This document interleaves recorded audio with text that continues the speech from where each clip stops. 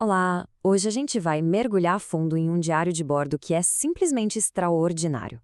É o registro de uma jornada até as profundezas mais esmagadoras do oceano, tudo isso em busca de uma criatura que, olha, desafia tudo o que a gente acha que sabe sobre a vida. Então vamos lá.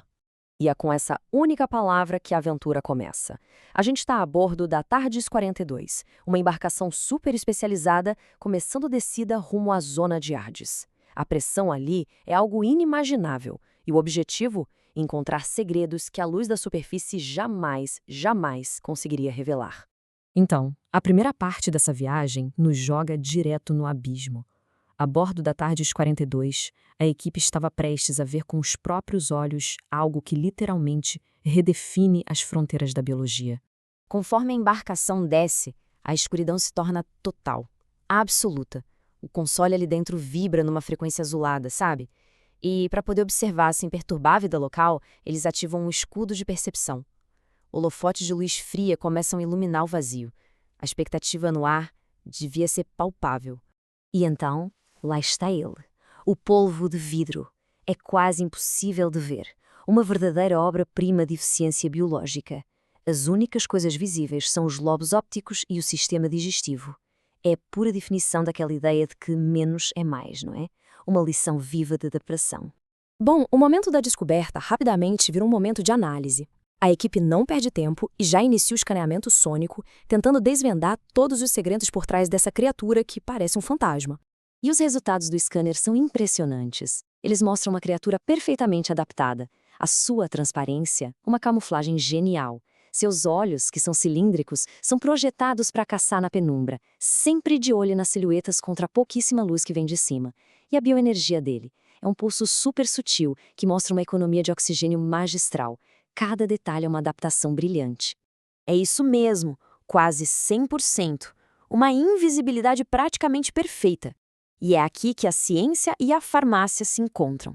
Pensa só, se for possível entender como as proteínas do manto dele vibram para não desviar luz, dá para aplicar esse mesmo princípio para criar extratos medicinais com uma pureza incomparável. Essa citação nela captura perfeitamente o sentimento de admiração. E esse povo, como se descobre logo em seguida, era só o começo. Ele estava prestes a se tornar um guia para algo ainda mais inacreditável. A equipe então começa a seguir um rastro de luz líquida que o novo guia deixou para trás. As luzes da Tardis 42 revelam o que antes era só escuridão total, e o que aparece é de tirar o fôlego. Bem-vindos a Vitrópolis Abissal. Mas olha, não é uma cidade como a gente conhece. É uma bioarquitetura viva. Um conjunto de seres gigantes e transparentes que formam as próprias estruturas da cidade. E tudo isso sob uma pressão oceânica que esmagaria qualquer outra coisa. A estrutura dessa cidade é simplesmente fascinante. As torres água-viva, por exemplo, transmitem dados com pulsos elétricos. Os palácios de sílica funcionam como salões de reunião biológicos. E a iluminação não vem de fogo nem de eletricidade comum, vem de uma ressonância de frequência pura. Uma ideia que, com certeza, o próprio Nikola Tesla ia adorar. Mas a cidade em si não era a única maravilha, não. Crescendo em cima dessas criaturas arquitetônicas, existia uma flora completamente nova. Era como uma farmácia abissal, com um potencial inacreditável. Foi aí que o scanner identificou a Crystallophycus 42, ou alga de cristal. E a biologia dela desafia tudo que a gente conhece. Em vez de celulose, as paredes celulares são de sílica, tipo vidro. E ela não vive de luz do sol, ela vive de vibração, de ressonância de frequência. Vamos só comparar um pouquinho. As plantas aqui na Terra usam celulose e fotossíntese, certo?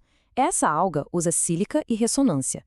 Essa estrutura de sílica, gente, pode ser a chave para o que os pesquisadores chamaram de biodisponibilidade quântica, ou seja, entregar nutrientes direto para as células com zero perda de energia. E aqui vem a conexão mais surpreendente de todas. A alga opera na frequência de 369 Hz.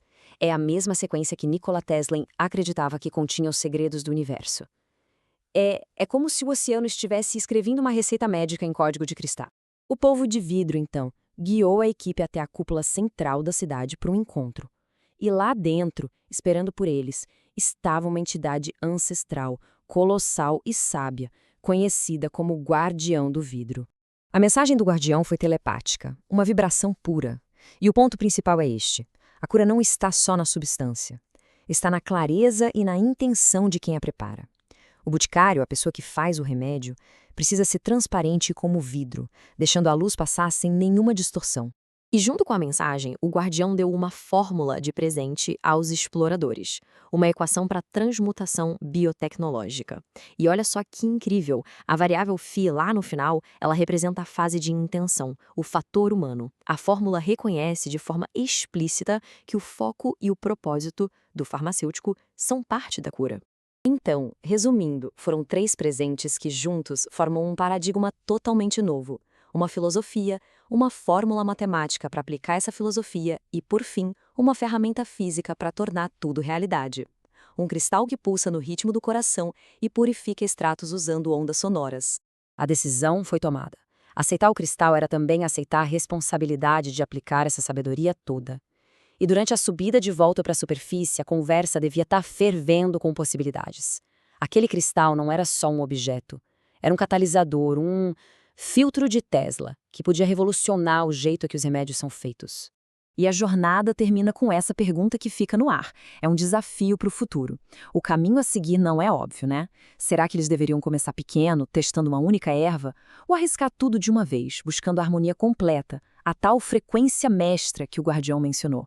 É uma questão que deixa a gente pensando sobre quais seriam os próximos passos nessa fronteira incrível da ciência.